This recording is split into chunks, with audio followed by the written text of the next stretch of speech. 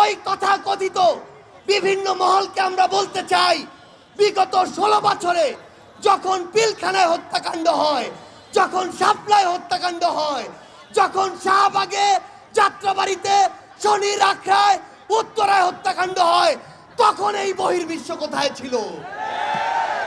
তারা আমাদেরকে ওই পশ্চিমাদেরকে দৃষ্টিভঙ্গি দেখায়। ওই পশ্চিমাদের দৃষ্টিভঙ্গি কোথায় ছিল যখন হেলিকপ্টার থেকে গুলি করে আমাদের ছোট্ট শিশুদেরকে হত্যা করা হয়েছে? শাহবাগ থেকে বলতে চাই, ভারতের দিকে আমরা তাকাতে পারি, কিন্তু ওই আধিপত্যবাদী ভারতের দিকে আমরা ঘৃণা করেও আর তাকাবো না। যেই ভারত এতগুলো খুনের হুকুমকারী ওই খুনি হাসিনাকে আশ্রয় দিয়েছে, সেই হাসিনাকে এই বাংলাদেশে ফেরত দেওয়ার পূর্ব পর্যন্ত ভারতের সাথে বাংলাদেশের সম্পর্ক স্বাভাবিক হতে পারে না। খাতা কলমের সম্পর্ক আর জনগণের সম্পর্ক কোনোদিন এক হতে পারে না। আমরা ভারতকে স্পষ্ট করে একটা কথা বলি, বাংলাদেশের সাথে যদি প্রতিবেশীর সম্পর্ক আগামীতে তারা দেখতে চায়, তাহলে যে সকল খুনিকে তারা ওই জায়গায় আরাম-আয়েশের স্থাপনা আবাসন দিয়ে রেখেছে, তাদেরকে বাংলাদেশে পাঠাতে হবে এবং বাংলাদেশের মাটিতেই তাদের এই বিচার হতে হবে।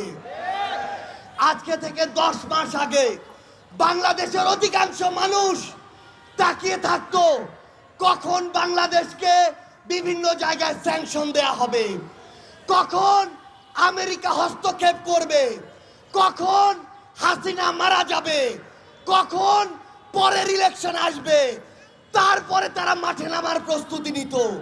কিন্তু যেই ছাত্র জনতা রাজপথে নেমে জীবন দিয়ে এই খুনি হাসিনাকে দেশ ছাড়া করেছে, তাদের জীবনের এই যে হত্যাগুলো, এগুলোর বিচার হওয়া পূর্ব পর্যন্ত বাংলাদেশে অন্য কোনো কিছুর নাম নেয়া এই অন্তর্বর্তীকালীন সরকারের মুখে মানায় না। রাজনৈতিক দলগুলো আজকে সময়ের বিবেচনায় প্রতিযোগিতায় নেমেছে, আগে সংস্কার নাকি আগে নির্বাচন। মাথায় স্পষ্ট করে ঢুকিয়ে রাখুন, সংস্কার নাকি নির্বাচন, এই খেলা বাদ দিয়ে প্রতিযোগিতায় নামুন যে সবার আগে হতে হবে এই হত্যাকাণ্ডের বিচার। যেই তাপস, নানক, কাদেরদের প্রত্যক্ষ মদদে এই বাংলাদেশে খুনি হাসিনার হুকুমে এবং ভারতের প্রেসক্রিপশনে এই পিলখানা হত্যাকাণ্ড হয়েছে, শাপলায় হত্যাকাণ্ড হয়েছে, জুলাইয়ের হত্যাকাণ্ড হয়েছে, সেই হত্যাকাণ্ডের বিচার হওয়ার পূর্ব পর্যন্ত এই বাংলাদেশে অন্য কোনো কিছু কখনোই প্রাসঙ্গিক হতে পারে না। সকল রাজনৈতিক দলের উদ্দেশ্যে একটি কথাই বলবো, এই যে জেনারেশন, এই জেনারেশনকে ভয় করুন, এই জেনারেশনকে ভয় করুন।